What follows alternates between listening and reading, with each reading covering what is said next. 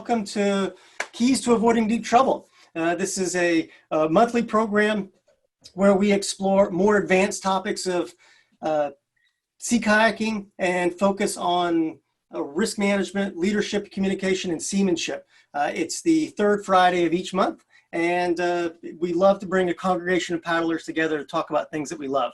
And so our aim today is to help you really develop as a paddler and to inspire you to get out and take your paddling wherever you are to the next level. So thank you all for joining us today.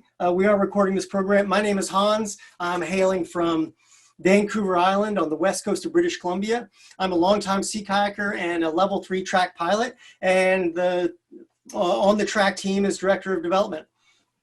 And this particular program is a series called Beyond the Boat. It includes 3 steps to kayaking, which is a introductory and intermediate program for skills progression within kayaks. And then there's this one, which is Keys to Avoiding Deep Trouble. And we all learn from our experiences to develop better judgment, and our aim is just to be the rising tide that floats all boats. That's what we're here today. Today's subject is a risk management topic, and it's a risk management mind state. It's a super cool subject, and I'm very stoked to introduce an incredible guest with us today. Fabio, he's right now in Brazil on the coast in a little beach community called Kayak. And welcome to the show, Fabio. Thank you. Thank you very much. Let me introduce you a little bit. Now, Fabio, you're the son of a traditional fisherman. You were for many years a professional mariner on fishing boats and pleasure craft. You've worked 20 years as American Canoe Association instructor and Knowles senior instructor. You're the co-author of the National Outdoor Leadership School Sea Kayak Instructor book and training. You are a risk manager consultant for leading outdoor education and adventure tour companies across the world. You've done that with governments. You've done that with international schools. And in the last 15 years, the way I really understand the 3 legs of your stool have really been sort of 1/3 instructor training in sea kayaking, 1/3 risk management and consulting with really large organizations, and 1/3 of really working with people and understanding how they think through education and program development. Did I get that right? Yeah, pretty much. I would say there's another 1/3, which is screwing it up and learning from it. Awesome. So you and I have been a big part of that. And I'll just share a little backstory here. Fabio is like a brother to me. We've worked extensively together with the National Outdoor Leadership School. He's holding a picture right now of the sailing vessel Old Manatee that he and I did some sailing across the South Pacific in with his lovely wife, Daniela. And in our working together with National Outdoor Leadership School, we worked in Alaska, in Chile and Patagonia. We've climbed mountains together in Bolivia. We've developed programming in Baja, Mexico. We've sailed the South Pacific on ocean crossings like you've seen that picture of. I think that picture was from Bora Bora. We've climbed long routes on clean granite in Yosemite. We've caved in the Southwest United States and taught leadership worldwide. We've run surf camps on the BC coast for track and in the Pacific Northwest. And we've lounged on beaches and surf beaches in Brazil. So it's so great to be with you again, Fabio. And I'm proud to share that connection that I feel with you to this audience. So welcome again. I want to start with one question. How does growing up as a son of a traditional fisherman make a difference? I think this question is something I've been thinking about in the last few years. I turned 50 a few years ago, and then suddenly my father right now, he's gone, but like it just coming back to my head. And I think it's a pretty strong bookmark that I have. I'm not sure if I was 12 or 13. Like I had just learned how to sail that year, and I borrowed Brazilian borrowing without asking a sailboat that was left on a beach and went on a 3-day trip around this deserted island, staying in coves. And when I came back, it's like ready for trouble, right? 12-year-old coming back home after stealing a boat for 3 days. And my father he was actually working on his boat. He saw me coming, he paused, and he was like, "Ah, you're back. It was pretty windy the last few days. Where did you stop? Like, where did you shelter? What times did you launch? What time did you land?" And I answer all those, and he's like, "Good thing you didn't lie. Yeah, don't do that again." And, you know, at the time was like, whew, I'm out of it. But later on, I was just thinking, I was like, right now, I feel really blessed that he saw the mariner and he saw the ocean and he saw a person interacting with the world before any like rules, father, son, do this, don't do that, that's unsafe, that's safe. Like, and I think that it's something I reflect a bunch in the last few years. And I think it's a story that I like to tell when I teach skills and risk management as well, because it shakes up the box a little bit on how you can look at things differently and still be quite responsible about what you're doing. Wow, fantastic story. I love how that your father's been able to really kind of place to reward seamanship and performance, and really in a formative age, really place an emotional bookmark with you on that to help foster your love for seamanship and sailing and sea kayaking. Let's talk a little about some of your recent outings, just to be people some context about what you're doing. Give us a couple of snapshots of the last couple of trips you've taken, or the trip you'd like to talk about. Cool. So like, you know, Corona times, one thing I've been doing a bunch is like day paddling and kayak surfing. I live, thankfully, at a pretty nice surf break. And more playing around with like downwind for going on trips, downwinding to increase safety. And what I mean by that is, like for instance, Loreto La Paz, it's about 120 miles. So we just plan to go in the heart of the winter in 4 days using a bunch of winds. So we would get exposed to winds, to the conditions, shorter times. We would get to camp and not be as tired as like paddling in flat water. So that, I think that was like the last pretty remarkable one that I did, that it felt really good. A lot of things coming together. I was with my friend Patty from Mexico. Yeah. Cool. So 120 miles in 4 days, intentionally going out looking for a norte windstorm and basically surfing all the way down to Loreto on a 4-day expedition. Yeah. Or down to La Paz. Yeah. Great. Yeah. Awesome. And the way that's safe, it sounds like in your mind, is that it really conditions you to get to camp rested. You can cover miles with less effort. And you're out looking for these opportunities like surfers go out and look for big swell. Yeah, and you know, within context, right? None of like both Patty and I were like way below our edge in terms of skills and conditions. So we were relaxed enough that we could milk the favorable conditions, as opposed to like, oh my God, how do I stay upright? Yeah. Terrific. So what's in the lineup, Fabio? What's next for you in terms of personal trips?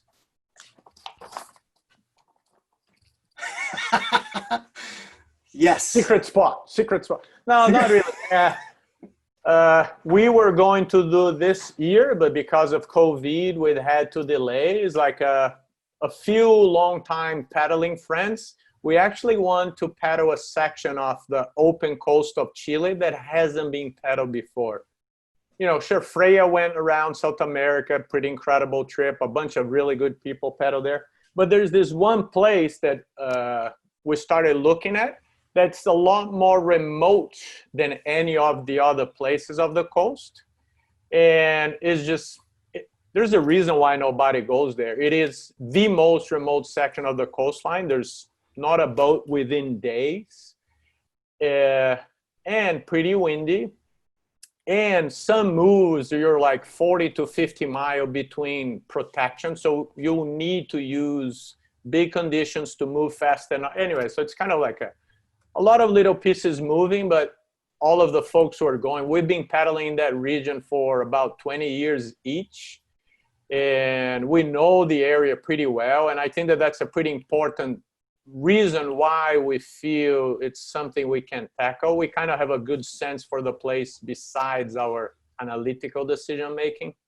Yeah. Okay, terrific. So this sounds like the lineup is the only unpaddled section of South America, probably in the most remote part of the world. And with as far as we know, everybody who reported paddling, but I guess we're going like what our goal is not to do something it hasn't been done before. Our goal is to go a place that is really remote in a good crew and actually use a different way of traveling, that instead of dodging all the risks that we can actually use some to our benefit. Terrific, fantastic. So Fabio, when you're not putting together these groundbreaking trips, what are some of the other gigs that you're doing just to help give people some context about you and your interests? Right now, one thing that I'm doing, I'm setting up the Outdoor Bound Brazil Amazon Whitewater program. In fact, we were going to launch 10 days from now. Obviously, we're not as well. So that's one thing. And that includes like both preparing staff, preparing equipment, like just the whole expedition. The other significant thing that we're doing is like working with Airbnb in helping them come up with parameters and criteria for their outdoors adventure experiences.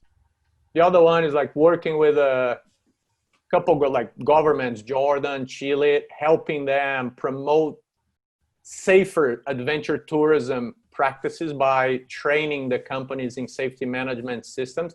So a lot of fancy words, but I'm outdoorsy like all of you, and I just got connected with some parts of the information and some people that decided that those were places I could help, and decided to do that. Sure, awesome. So Fabio, let me ask you this question. What do you like most about coaching kayaking? Well, two. One is the environment. I mean, as you saw, there's like a little bit of ocean around me here. The environment, and not only the place, but I think I've climbed, I've hiked, I do whitewater kayaking, whitewater rafting, whitewater canoeing. And I think the ocean is one place that it's, that saying, you have to sail the winds you have, not the ones you wish you had. It's probably one of the most powerful metaphors for life. So just like being in that environment that we just play with what we have, and it's just beautiful and super alive. And the other one is from the learner perspective, how easy it is for somebody to become a competent paddler. You get Brazil is warm water. You get a beginner here with like bare minimum talent. And after a weekend, the person is rolling, is launching and landing in 100% of control in waves that are like 2 to 3 feet. So I find that pretty incredible, because it's pretty intimidating, but if you do the right techniques and skills-wise, it's pretty simple to get fairly competent. And when you go to the other part of competence, which is like the mind game, it's endless learning because of the environment. Sure, awesome. So I love that. So the activity, as you see it, is super accessible with really great results for people really fast. And the other is the ability that one has the opportunity to work in tune with nature as part of that. Terrific. Well, today's subject is on risk management mind state.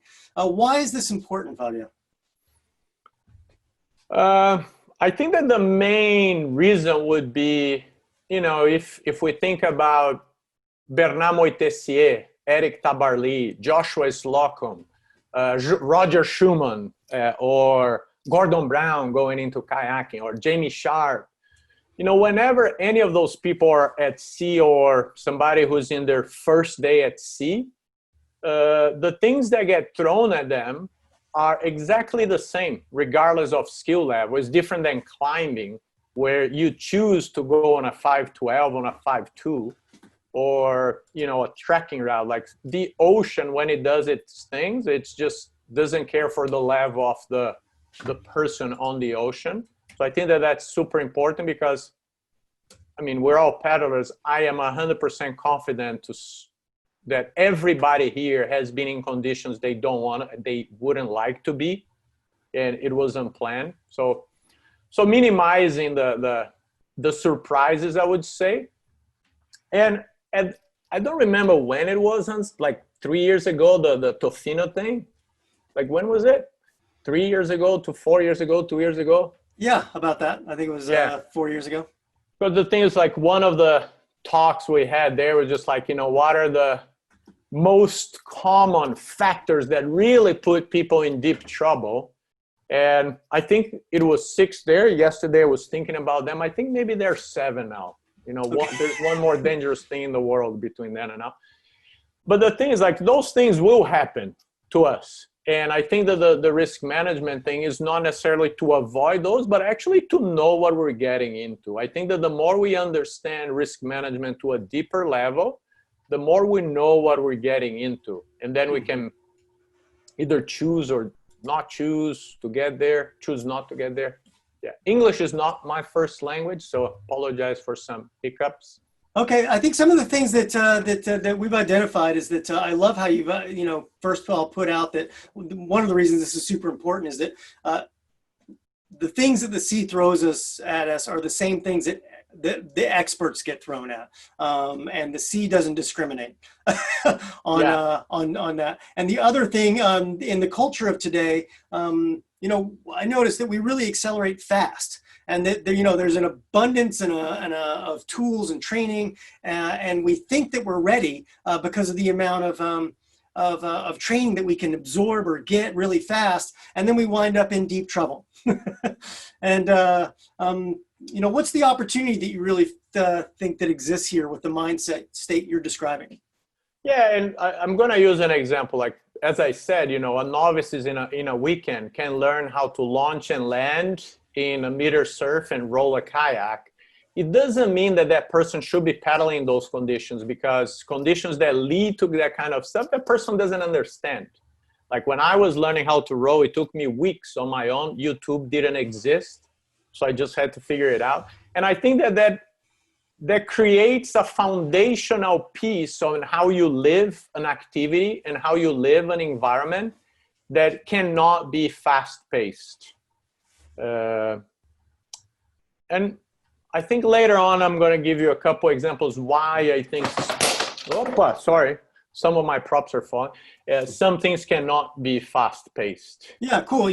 One thing that as you say that, one thing that I reflect on is that when I grew up paddling and you grew up paddling, there was very much an apprenticeship that was in place. And you started paddling with people who were in the know, and you had mentors.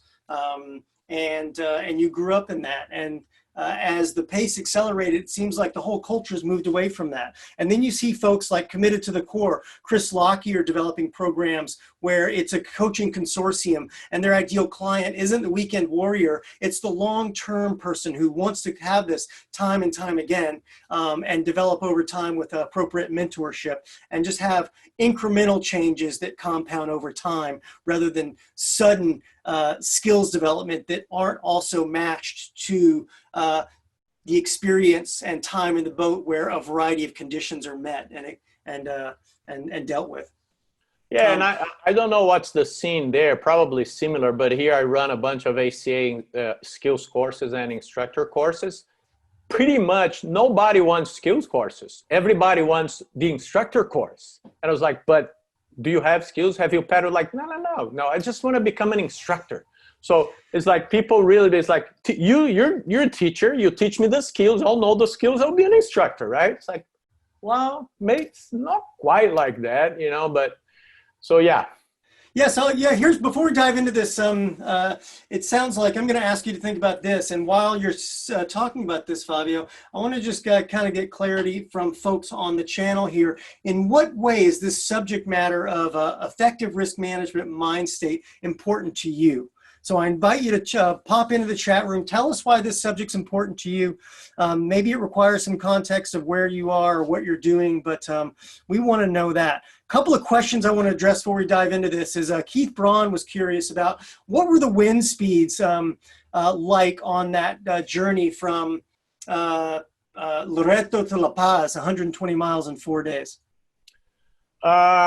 I don't know. I think it ranged, like the average was probably 15 to 20. Some days, in the afternoons there blow a little bit harder, but it was nothing like too crazy, and fair weather as well, blue skies and sunshine. Sure. From Zach Cruzens, he's curious, does everyone portage from Laguna San Rafael and around the point you're talking about? Exactly. So that is everybody I know who's done that paddle down the coast of Chile, or Ed Gillette up the coast of Chile. Well, or Freya up the coast of Chile, up meaning salt. They all portage from the Golfo de Penas to Laguna San Rafael. Yeah. Cool. Okay, well, let's move on. What is the overall goal of this content you're going to help talk about today, Fabio? I think the overall goal is to share a couple pointers on how we think and how we fool ourselves that we are in control of our decisions and knowledge. Mm-hmm. And then look at some practical tools on how can we apply that to paddling. Terrific. Fantastic. While you're doing that, once again, I invite everyone to really chime in on why the subject matter of effective risk management and mind state is important to you. We'd love to hear from you about that. So let's dive in here, Fabio, and talk about some of the points that you've got. Am I on big screen? You're on big screen. I think. Please have a read. I think some people have the opportunity to set that for themselves. I invite all of you to go through speaker view in the upper right-hand corner, and you'll be able to see Fabio's visuals better. Go ahead, Fabio. Just have a quick read. So just by reading these two words, you had a lot of sensations and thoughts. And none of them were rational. They were developed over years of exposure to those concepts of those two things. So this is just an example on how a lot of our processing has to do with one type of thinking. It's the type of thinking that we don't elaborate, we just react. And if you haven't read this book, it's actually pretty cool, Thinking Fast and Slow, Daniel Hardman, Nobel Prize Economy, and it actually those two words I got from a prompt of this book. It actually explains how he calls system 1 and system 2. System 1 is something that is like, it's a, how do you call that? It's a jumping to conclusions efficient machine, and it has a reason. You know, back in the day, you're sleeping, saber tiger comes, is not the time to pull your track triangle of decision-making tool. It's time to identify an immediate threat and do something about it. So we have that system 1 really developed because it's really necessary. And then we have what we call system 2, which is the analytical decision-making that we use quite often. And most of us believe they rule our decisions. And what Daniel Hardman really picks through is how the only way you're actually making conscious, rational decisions is if you acknowledge what your system 1 intuitive is thinking and doing, and bringing that to the equation realistically.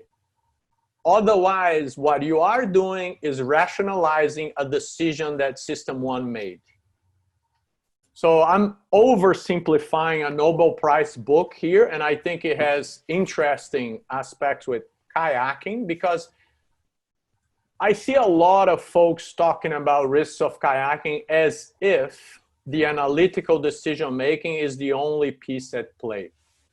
Mm-hmm. It's not, for two reasons. One, sometimes we need to act fast, and two, because a lot of times we're actually thinking we're in control of our decisions, but we're not. We're just feeding bananas to system 1 thinking because it decided already. It's the instant monkey gratification system. It actually falls like, if I ask you which one is better, banana and vomit, and just remove this, you'll say bananas. Great. Say, no, which one is better for, bad smells? Anyways. I digress. Sorry. Okay, so it sounds like really, the most important thing around this is the mind state in which you approach an activity. It's really the why. Yeah, the why, and I would say that the key word is situational awareness is everything. Okay, who is pushing this decision here? Is it my system 1 or my system 2? In the situational awareness, I think, especially kayaking, sailing, there's like everything outdoors, like these 2 layers. One is gathering information, right? So situational awareness is what's going on here, what's going on over there where I'm going and I'm not now, and what's going on in the future that hasn't arrived yet, future out there and inside me. I mean, we all know right now, at least in Brazil, is like right there, it's probably noon, 1 p.m. You know you'll be hungry in a few hours. So that's situational awareness of your future. So it's the situational awareness of conditions and of our decision making, because what I see is like a lot of books, a lot of training, just really emphasizing the rational as the only thing. And we need to keep bridging that gap. I have a friend who says like, check your luggage is the phrase that I want to use to say, this is what I'm thinking, let me check my luggage. Who's in charge here? Who's saying what? What's actually rational? What's me trying to justify a decision? Yeah. And what do you mean by check your luggage? Check your luggage means it's, if you don't have words to describe something, that thing doesn't exist, right? We all heard that, you know, the people from the north had, I don't know, 40, 30, 50 words to describe snow, because for them, those are 30, 40, 50 different things. For me, living in Brazil, snow is one thing. Actually two, you know, one is nearby and one is no far. But cool. So I think it's the check the luggage is who's in charge here? System one, system two. What do I want to do? What am I thinking? Why am I thinking this? And the other thing is, what's my toolbox? And what are the tools I am pulling from my toolbox? Got it. Okay, cool. Awesome. So it sounds like, if I could sort of summarize that in a little bit, it sounds like the why is super important, is because, the goal is to increase the fun factor and to not necessarily always just be dodging death, if you will. But that certainly in kayaking, it's more fluid than something that's really concrete. And it sounds like the context you can say about like just the skills development, you know, you can read a book like this, Sea Kayaking Deep Trouble, and you can get really specific tactics to do in certain situations. And that's one level of thinking that you can move into and feel like you're completely armed. And that's what I call the toolbox, exactly. That's the toolbox. But the other part we need is the intuitive thinking, and that it's not one or the other. It's that you need both. Totally. And that there's and in decision, I guess in decision making, there's a belief that rational thinking is in charge, but that's not always the case. And we need to acknowledge there's a bias that exists. All the time. And so it sounds like one of the things to really take away from this is that if you like a decision that you've made, second guess it. Yeah, totally. Okay, great. Yeah, Awesome. I think that's one. And I think another really good one is like the second guessing is super healthy, because one, every single decision in life, we should keep second guessing because things change. And the other one is there's actually not one right decision for most of the things that we encounter. And I think a lot of the skills and cognitive training that I see focus on look for the right solution. And a lot of times and it's actually liberating that is like, hey, you know, what would my master guru do? It's like, wow, there's multiple ways I can solve this. And the only way that you will validate your ways of doing, going back to the initial point of the conversation, is with time. You know, you cannot fast track validating your set of solutions. And I can say like one example that I have is like when I decided I'm actually going to learn this paddling thing. I spent enough time at sea and I read everything I could. And I started doing the rescues I saw in the advanced books. Honestly, the vast majority of them are worthless. You know, rescues that involve super complicated cable attachment systems for conditions with breaking waves. And then there's super simple solutions that don't need that. But you actually need the time to be able to acknowledge for yourself that, great, that worked for that person, I tried, doesn't work for me. Yeah. Without that time, foundational time, it's going to be really hard to feel good about your choices. Great. That's a great segue. I'd like to step back then and unpack a little bit more of this concept of situational awareness. It seems like the crux here, all of this. What can you tell us about how to actually sort of engage more effectively with situational awareness? Well, I think first one is, at NOS we use the when we started at NOS 20 plus years ago, like, oh, we're going to do a weather check with students at 7 a.m. I was like, no, I'm totally against that. I think everybody needs to have the weather radio on 24/7. Like anytime a mariner, a sea kayaker, you're laying in your tent, you're taking a dump in the woods, somebody says, what's the wind doing? Like, you know what the wind's doing. And so situational awareness is a state of mind. And again, we go back to the beginning of the conversation. It's a lot nicer to be sea kayaking when you feel in your skin, in your blood, what the moon's doing, what the tide's doing, what the wind's doing all the time. So the situational awareness to the conditions is that of all the time you're paying attention. Don't worry if you cannot give correct explanations. And again, I go the extreme technicality. I see that happening a lot with people who are beginning to paddle or intermediate paddles because they cannot describe weather phenomena in the same way an expert can. They don't feel empowered to observe and talk about it. And I was like, oh, the wind's east, northeast, high pressure, low pressure. Like, doesn't matter which way it's coming from. How will that affect your day paddling? Mm-hmm. So situational awareness doesn't need to be intimidating when you get natural stuff. And the other situational awareness is the check your luggage thing. Yeah. I'd like to bring in a comment that Patrick David's making here, is that we often look at hazard and risk and then balance the likelihood of an event versus the consequences. We talk about that all the time. And then he also brings in the element piece of the human factor, where we should also look at motivation, pride, ego, adrenaline, flow state, obligation, shortcuts with efficiency, those kinds of things. So thanks for that input, Patrick. How would you add that to this conversation, Fabio?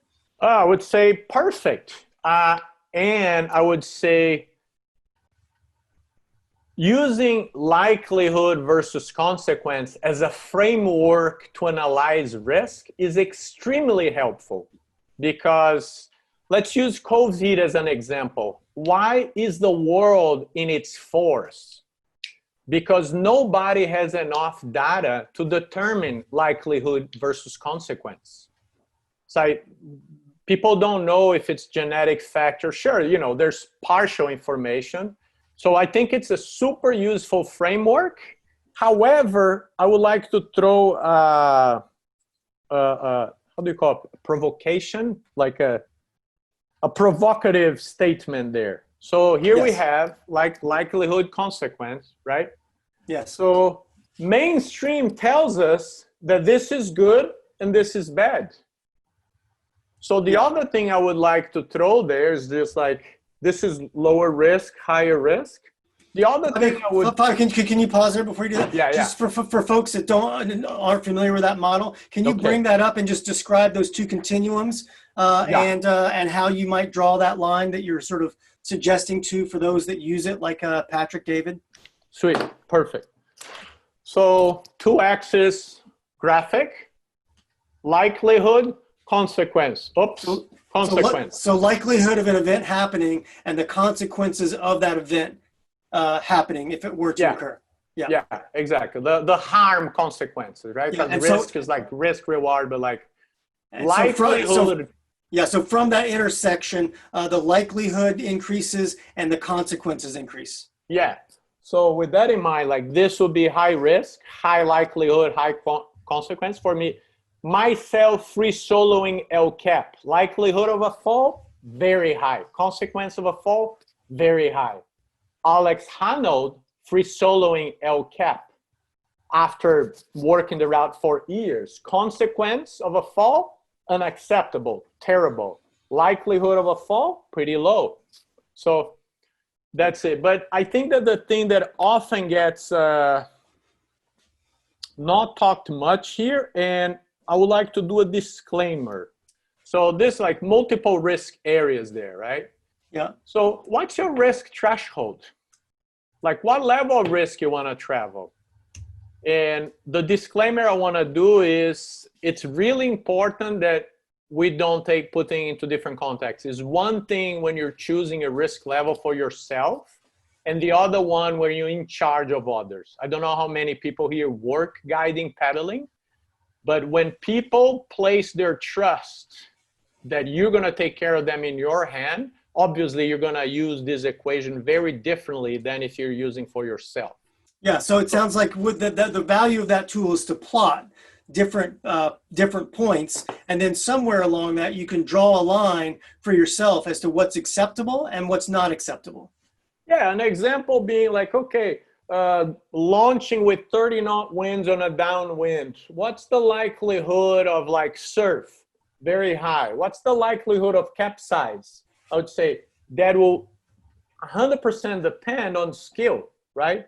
So skill is one of the major things that changes this, like the likelihood of an event happening. Alex Hanold is another good example. Mm-hmm. So that's one of them.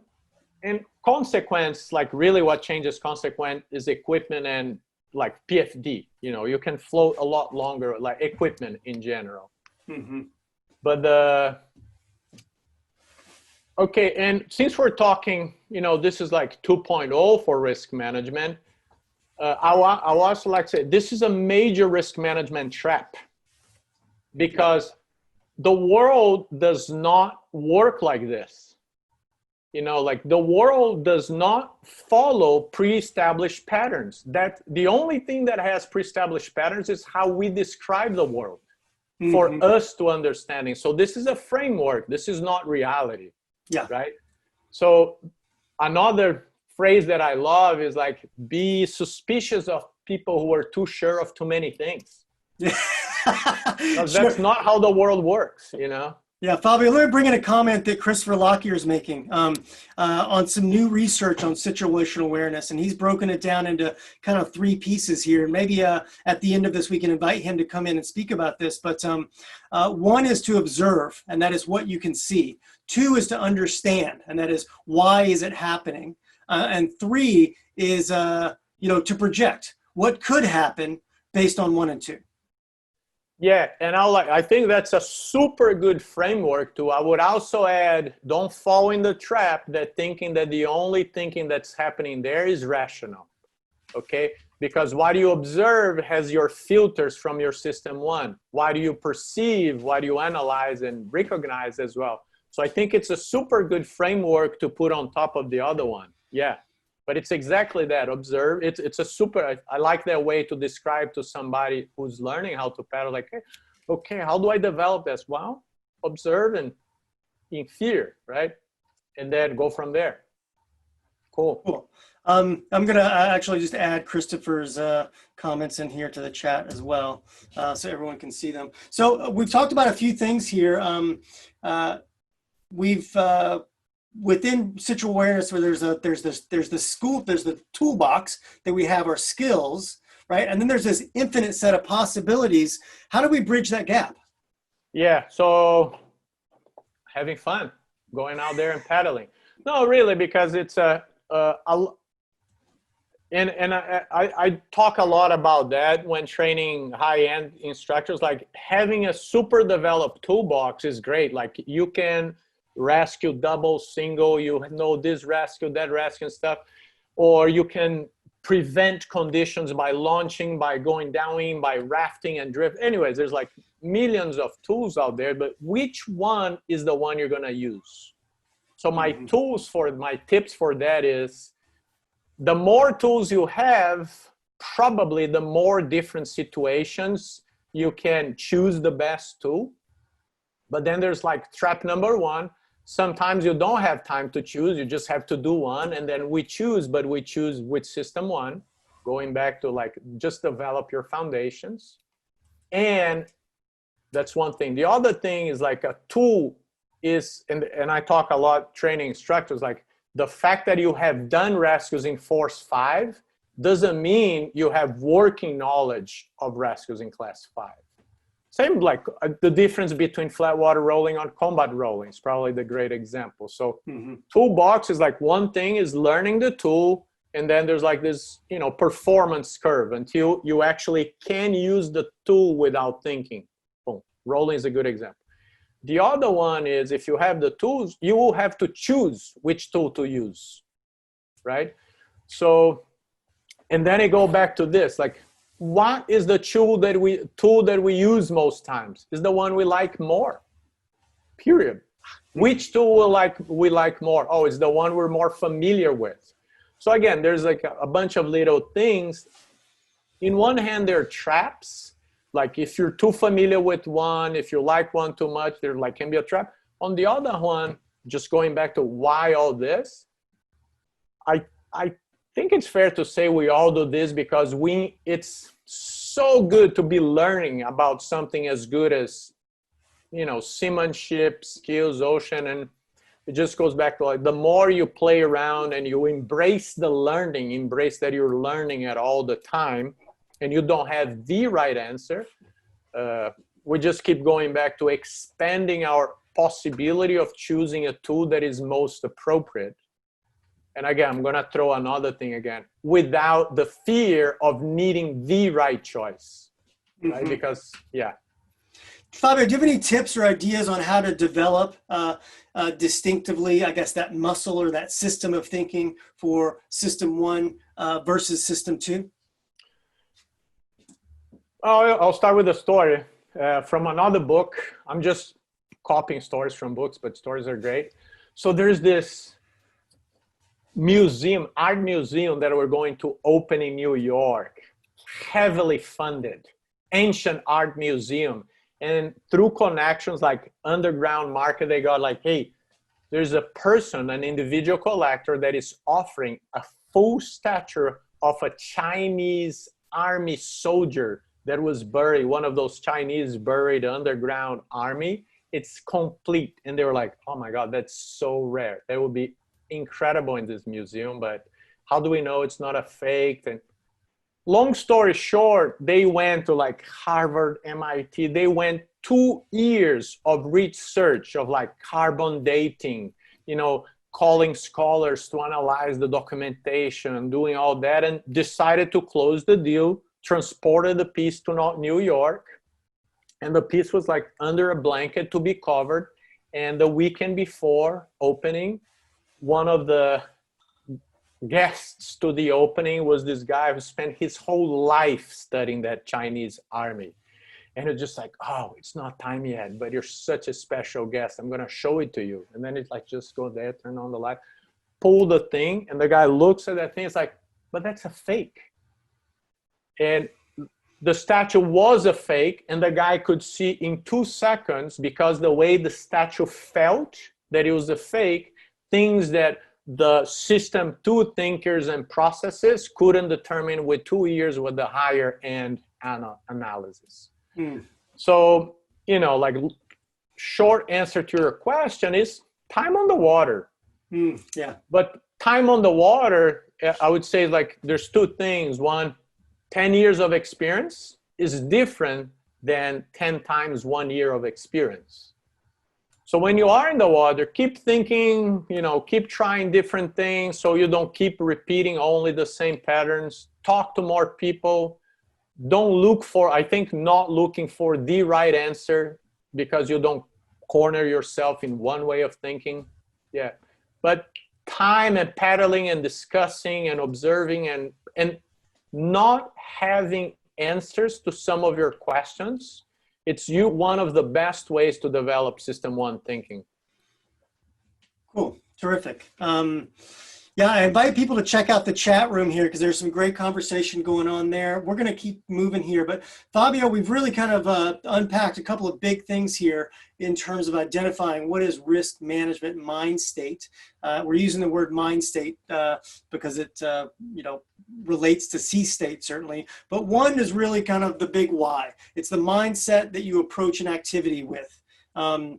that is the utmost importance. And if you're doing it with the goal of having fun and working within acceptable risk management for you, regardless of what model you're using, there has to be an awareness also that there's an unlimited potential set of possibilities that could also occur outside of your model.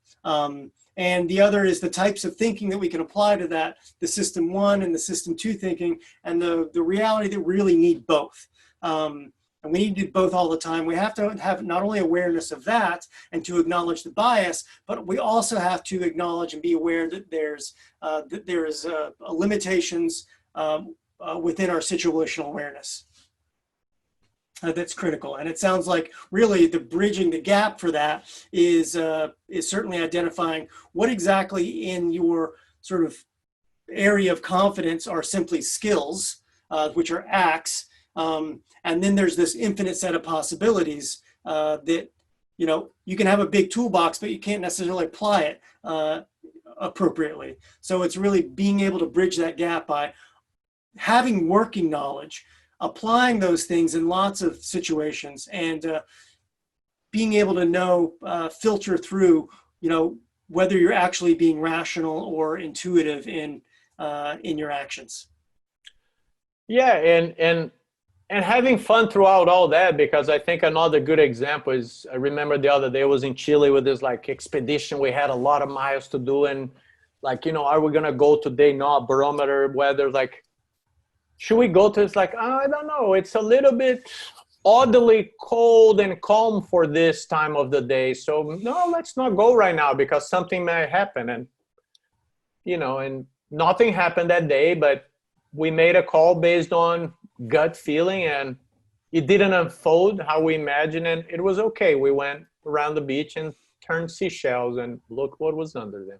Yeah, and that's all based on just a level of attunement that you had for the area. You knew something was not quite normal. Yeah, and then we just didn't want to play. I guess probably the more rational way to pack that as a tip is like, things were not fitting a normal pattern we were familiar with, and we didn't want to play that game that day. Cool. And that's fine. And sometimes, but it wasn't the right technical decision. Like, I don't know. Doesn't matter. Yeah. Awesome, Fabio. So let's take that then, and let's boil it down to some practical tips that we can use as paddlers to engage with these major concepts we've talked about today around risk management mind state. Cool. Like, I think that one would be, and I think I'm repeating myself, like, if you see technical approaches that you don't fully understand or buy it, just don't buy it until you understand, until it makes sense. Just because of rank, sometimes we have like, if somebody's saying this, I definitely should go with this. Obviously, experienced people have an opinion that usually helps a bunch. But I think understanding is pretty important. I think that the other one is just know that the fact that you're analyzing everything rationally and you have really good reasons and frameworks to explain and everything, it doesn't mean that the world will agree with you and do things that way. So just be humble enough to know that like all we're trying to do is rationalize and navigate, and it's okay to make mistakes. Mm-hmm. And last but not least, like, have your toolbox ready to go. So when you make mistakes, they are within the boundaries that you can deal with, or that you're willing to deal with. Yeah. Terrific. Yeah. Fantastic, Fabio. Great summary. Really appreciate those tips. And what a very thought-provoking conversation we've had about risk management mind state. I'd love to hear any comments or questions. Now's a great time if folks want to pop into the chat here and ask Fabio something. You can also raise your hand and we can unmute you if you want to comment specifically about this within this, but really fantastic. We've had a good review. We've talked about those key points. Not seeing any questions or hands come up. So while we're doing that, Fabio, what are any kind of final comments that you would offer here on this on this subject? Let's keep paddling. Let's keep coming up with novelty in the industry that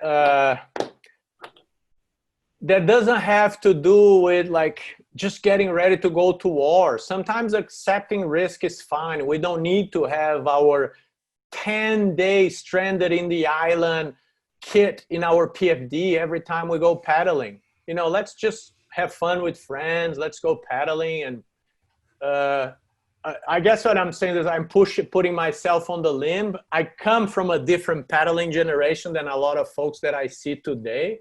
But I feel this thing just like either you're doing the safest right thing all the time, you're wrong. So it's like sometimes it's okay to actually just relax with friends. Yeah. But on the other hand is when you're not, because we also see a lot of accidents. So just whatever is going on, be really conscious and clear about it. I think risk communication, like what are we engaging in right now? Oh, downwind paddling, every person for themselves for a few minutes until we see each other. Yeah, okay, what are we doing around? No, now we're watching out for each other because this is a little bit dodgier. So just engaging things and just communicate really clearly about what you're engaging in. Cool. I love how you've taken these final comments and kind of wrapped up in a bow, if you will, that the culture of paddling has changed in our careers as paddlers, and you're offering that as a disclaimer, and that it's more fluid than that, and that there is this culture that exists now that you're either doing 110% all the time of risk management or you're not doing enough, not unlike our response to COVID. So yeah, fantastic and timely discussion here, Fabio. I want to certainly thank you for your time and expertise here. How do folks get in touch with you, Fabio, or follow up with you or engage in your programs besides signing up for the next TRAK Brazil trip in 2021? I'll type my email here on the box. Okay, terrific. Yeah. If folks have any follow-up questions on whatnot. Yeah. Okay. And in terms of social media, Fabio, I know you're really engaged in education and risk management. What channels would you encourage people to kind of connect with you on there? I'm not very active on social media, but you will find me on Facebook and Messenger. That's how I use Messenger. It's kind of like a lifelong, indestructible address book. So yeah, Facebook Awesome. Messages is super easy as well. Yeah, don't even bother writing down the email. There you go. Okay, awesome, great. Fabio, thank you so much for your time here. And we've got some comments here from folks. They really like your attitude and approach and your excellent presentation and discussion. I certainly share that as well. And at this point, Fabio, I'd love to just open this up for questions and comments, and let's Eddie out here and congregate, if you will, as paddlers. And if anybody wants to dive more into this discussion, we can right now. So I'm gonna. Cool. I want to make a couple quick comments about. I'm just at the bottom of the text here. I said one comment that says there should be always an assigned leader in a group of paddlers, and the other one is asking for tips for groups of paddlers. I think that those are really good points, because I think my point, like, either there should be an assigned leader, or you should agree that there isn't an assigned leader and what it means. Yeah. But I mean, I'm talking recreational paddler. Yeah. If you are paddling in a club or with the other somebody's charge, for sure, because going to question from Kate, if you have an assigned leader, it's a lot easier to implement some structures that will keep the monster under control. If you're free-flowing leadership and you want to organize things a little bit, it is super hard. So Yeah. I do completely agree. Anytime I am leading, I am in charge, absolutely no question. There should be a designated leader, and it's pretty clear. And it's up to that person to develop the structure of the leadership that will happen. And as you saw on the previous chat of the incident at Tofino, sometimes it fails. Yeah.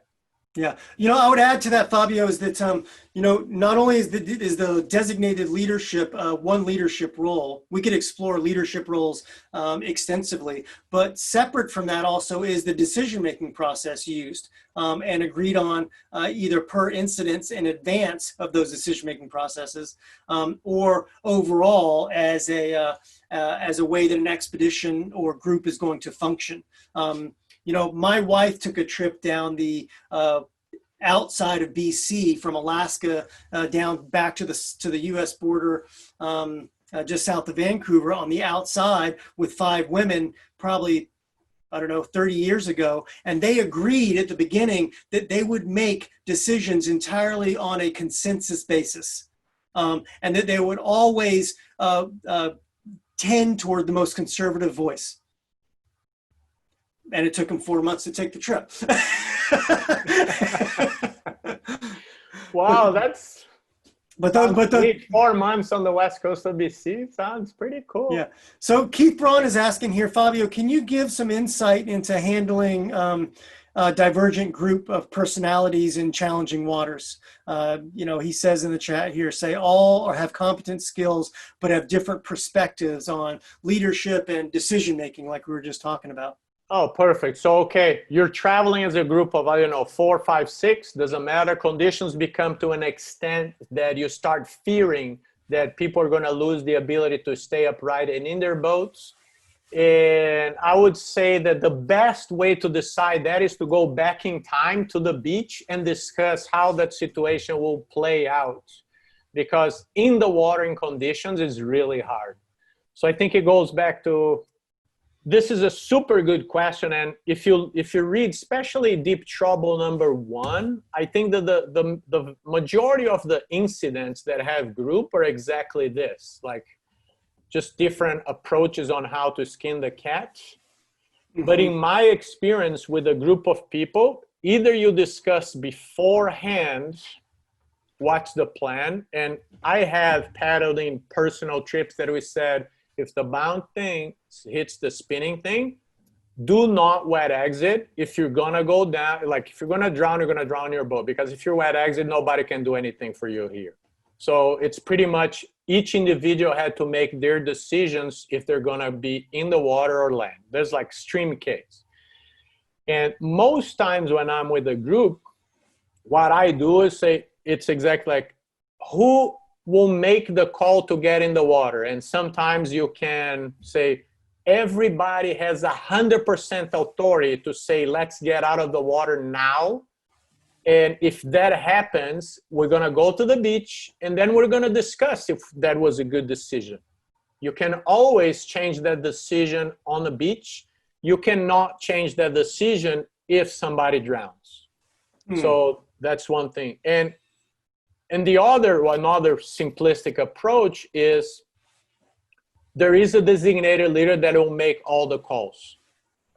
Like using me as an example, like when I guide high-end trips in Chile, I know my system 1 intuitive thinking is kind of pushy. I want to go. So there's a number of crossings that I delegate to, like I say, hey, you are in charge of making a sign if we're gonna start the crossing going from protection to exposure, and you are in charge of establishing eye contact with the pod and either doing a let's not do this or let's go signal, because I know my bias is let's go. But again, without having those like planning steps beforehand, it's really hard.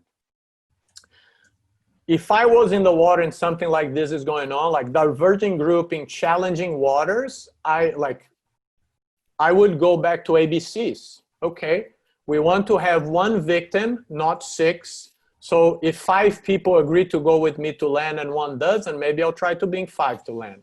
So, ABCs would be another approach. But one thing we didn't talk about, like a lot of paddling is in groups, is group culture, right? So I think largely we're talking about what's the culture of that group of paddlers. Do people accept, and if we're going to talk about risk management traps, think about peer pressure. Me, the guy, the cool dude, the skilled dude saying, I don't know, I don't feel good about this. So peer pressure, especially, I thought they were going to say, like, I saw they were unbalanced. Why should I say that we should go to land? So there's a lot of complications when you get a divergent group of skilled paddlers trying to free flow a decision in big conditions. Terrific. Let me back up to that one point, just for everyone's reference. I pick up on that, Fabio. You said ABCs, but for folks that aren't necessarily wilderness medical providers, what he's talking about is a triage, and that is at first like observing generally what's going on and how can you make the most of an outcome out of what you have, given the likelihood of a series of events based on your experience and knowledge. So. When you say ABCs, like just triaging the thing is if you're in that situation, you've already got too many bad lemons, if you will, and your trip's already sour. I'm seeing just a limited number of people here. Please raise your hand if you heard about the incident that killed Doug Tompkins on the lake in Patagonia. Okay. So Doug Tompkins, Yvonne Chinoir, Rick Ridgway, super experienced folks. They were paddling in a lake in Patagonia, and they started paddling. It's a classic example of that question, like una taza de leche, glassy calm, sun is shining, it's summer, and they start paddling, and then suddenly there's like 3 knots of breeze, and then there's 6. And then the sun is still shining, and there's like, oh, yeah, no, let's round that point. And then, anyways, by the moment before they got to the point they wanted to round, the wind was blowing over 50 knots, and the waves were greater than 3 meters. And basically, they were in just like polypro, offshore conditions, in a double that had a defective rudder, and they capsized and couldn't make back to land. So what I think about that is that it's a classic example of like, they're all experienced, they are all empowered, none of them thought anybody else was responsible for them. They all made decisions. None of them lays blame on anybody. They lived, and Tompkins died with their decisions.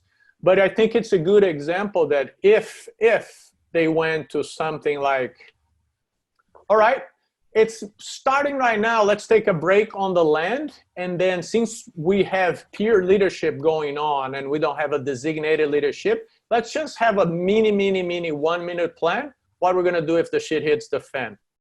So that would be an example, but they just kept free flowing. So yeah. That's a little bit where complacency killed, literally. And the complacency came from experience.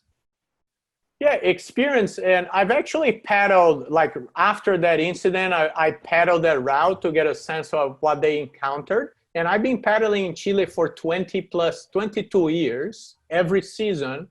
And I went to that lake and I saw the conditions going from 0 to 50 and 0 feet to 3 meters in 15 minutes.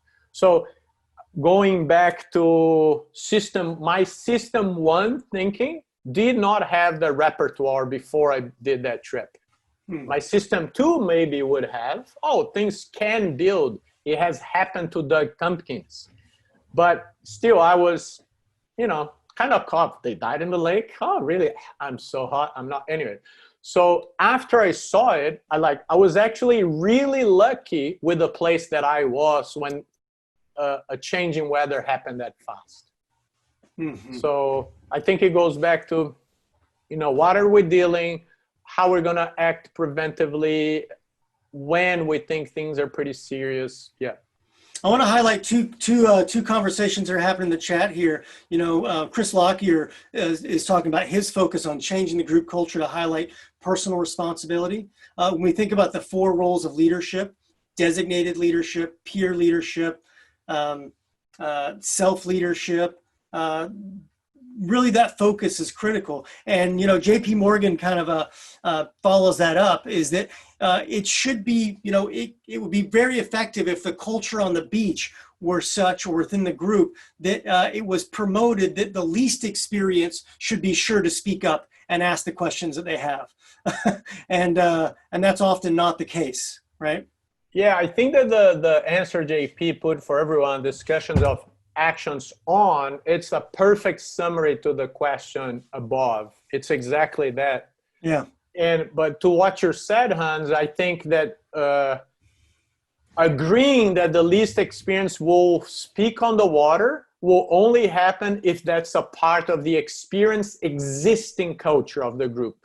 Yeah. Novices will have a really hard time realistically bringing that culture in a group. So I want to just remind you that JP was one of the paddlers of the 2020 group. He was with us in Tofino. He was there at that incident. And, his two big takeaways are that, no question is a stupid question, that even the least experienced should speak up and ask questions, but that not all situations can be considered prior to launch. And we had a very interesting one there. We were just talking about pod management. We were just talking about conditions. We were talking about what was going to happen when we come around the point with the exposure out of the lee of the wind. What we couldn't really factor in was that we had one of our paddlers, which was a contributing factor, that he had stage 4 cancer, didn't know it, and was going to be compromised after 3 days of arduous work. And it waited until that moment that he totally bonked and couldn't help himself. And so, really great takeaways, JP. Thanks for your contribution on that one, and for your questions as well, Christopher. Really fantastic. This has been super great, Fabio. I'm sensitive of our time here and of your time. We've been really on to this, and I'd love to kind of wrap the formal part of this up and for us to go into Hangout and open it up. So really great work. Thanks all for being here.